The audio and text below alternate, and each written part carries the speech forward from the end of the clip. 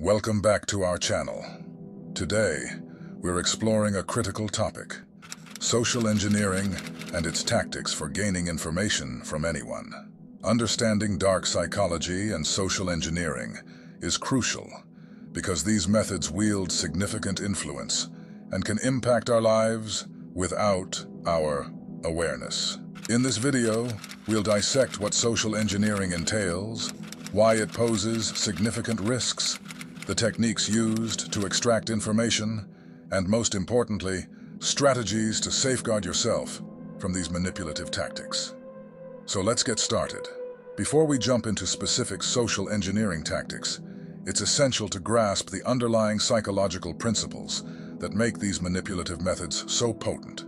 Dark psychology involves understanding and exploiting the more sinister aspects of human behavior: manipulation, coercion, and persuasion. Consider a scenario where a con artist convinces you to hand over your savings, or a marketer exploits your fears and desires to sell unnecessary products. These examples highlight how dark psychology operates. Now let's explore the techniques used in social engineering, how these psychological tricks function, and importantly, how you can shield yourself from becoming a victim. But first, let's define social engineering. Social engineering is a manipulation technique that exploits human error to gain private information, access, or valuables. In the context of cybersecurity, it refers to the psychological manipulation of people into performing actions or divulging confidential information. Social engineers use a variety of deceptive tactics to trick individuals into breaking normal security procedures, often by pretending to be a trustworthy entity. Now let's understand the techniques that are used in social engineering. Social engineering tactics are diverse and can be highly sophisticated. Below are detailed explanations of some of the most common techniques. The first technique is phishing. Phishing involves sending fraudulent emails or messages that appear to come from reputable sources, such as banks, online services, or colleagues. The goal is to trick recipients into clicking on malicious links, downloading infected attachments, or providing sensitive information like passwords, credit card numbers, or personal details. Here is an example to understand how phishing works. This technique leverages trust and fear. By creating a sense of urgency or panic, your account has been compromised.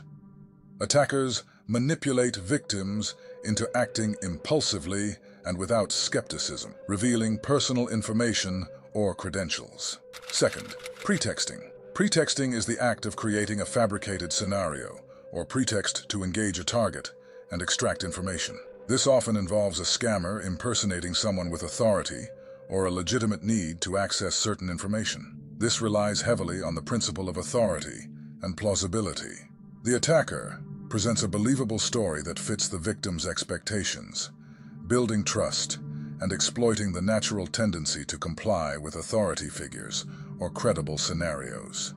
Example: a social engineer might call an employee pretending to be from the IT department, claiming they need to confirm the employee's login details to resolve an urgent issue. Up next is baiting.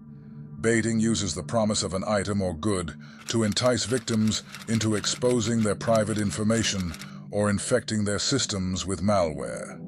This can involve physical media or online offers. Baiting exploits human curiosity and greed.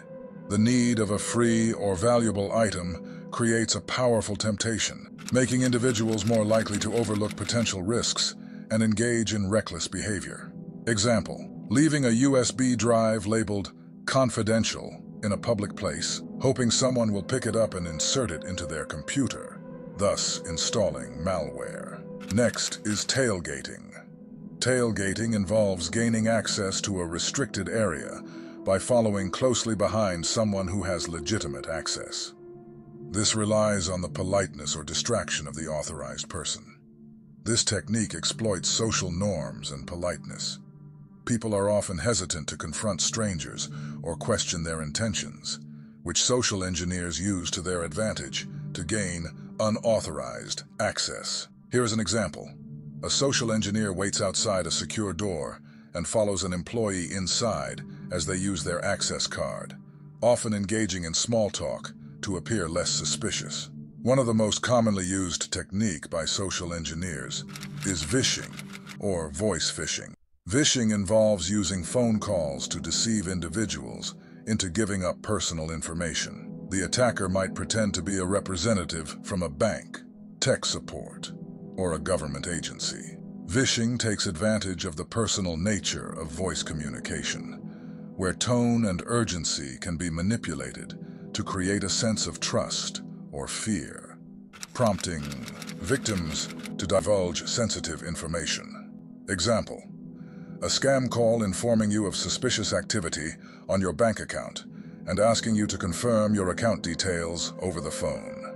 Lastly, one of the most impactful method, quid pro quo. Quid pro quo attacks involve offering a service or benefit in exchange for information or access. This often involves pretending to offer tech support or other assistance. This technique uses the principle of reciprocity, a powerful psychological trigger. People feel obliged to return a favor, even if the initial offer is from a stranger, making them more likely to comply with the attacker's request. Example: an attacker calls random numbers at a company, offering to help with a computer issue in exchange for login credentials. Protecting yourself from social engineering. To safeguard against social engineering attacks, it's important to stay informed and vigilant. Here are some key strategies. Firstly, stay awareness and education. Regularly educate yourself and others about the latest social engineering tactics. Awareness is the first line of defense. Secondly, always verify requests. Always verify the identity of anyone requesting sensitive information. Contact the organization or individual directly using known contact details, rather than those provided in the request. Up next is being skeptical. Be cautious of unknown requests for information or assistance. If something seems suspicious, it probably is. Lastly, be mindful of what you share. As you have learned about social engineering now, the most crucial part is to understand how to protecting yourself from social engineering. On social media and professional networks, avoid sharing too much personal information that could be used to tailor social engineering attacks against you. I believe now I have played my role of educating you about the threat that is constantly around you and how you should protect yourself. Again, social engineering is a powerful tool that exploits human psychology to gain access to sensitive information. By understanding the various techniques used by social engineers, such as phishing, pretexting, baiting, and tailgating, you can better protect yourself and your organization from these manipulative tactics. Remember, knowledge is your best defense. Use this information responsibly and stay vigilant to keep your data secure. Thank you for watching. And don't forget to like, comment, and subscribe for more content on protecting yourself from manipulators in the digital age.